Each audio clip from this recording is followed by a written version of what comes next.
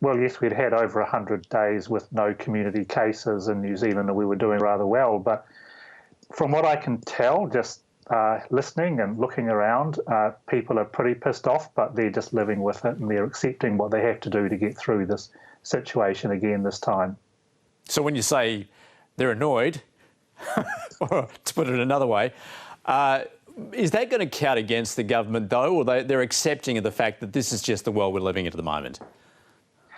Yes, it could just go the latter way, just an acceptance. Of course, it all depends on how well the government handles the next few weeks as we lead up to the election. So it could go either way. There's already a certain level of resistance to the government, of course. They have their detractors. But whether the pendulum swings back away from Labour and towards National will depend very much on the performance of the government over the next few weeks. Yeah, what's the messaging from the government at the moment? Are they saying that, look, this is a necessary precaution, it is severe, but if we do it quickly, it won't last long? Yes, once again, it's that going hard and fast message.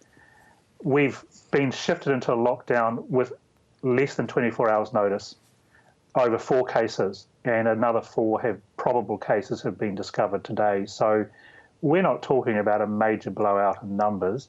We already had more than that in quarantine or isolation at the border anyway. So this is definitely a very strong precautionary measure. But of course, with contact tracing and testing over the next few days, we still have to find out what we don't know yet, which is how many other cases might be out there in the community. Now, of course, this has meant that the dissolution of Parliament has been delayed. What's the likelihood then that the election will be delayed because of this latest outbreak? Well, so far the Prime Minister is playing cards close to her chest and isn't really revealing, but hasn't said no to the possibility. It's the Leader of the Opposition, Judith Collins, who's been making the most noise about delaying the election, and clearly it's in the interest of opposition parties to have a longer lead up so that, to make it harder for the government to get it right over the longer term, to extend the period of time in which the government is a standing target, and that'll slowly chip away at the government's support. And they're also complaining that under lockdown, it's a little bit unfair that they can't have certain kinds of meetings on the campaign trail, whilst the Prime Minister gets a lot of coverage in daily briefings. But as I say, that apparent advantage of the government can very quickly turn around the other way. So we just have to wait and see. Personally, I don't think it's necessary to change the election date because you can't predict at what time in future it's going to be better or worse than conditions on 19 September. No one can predict that.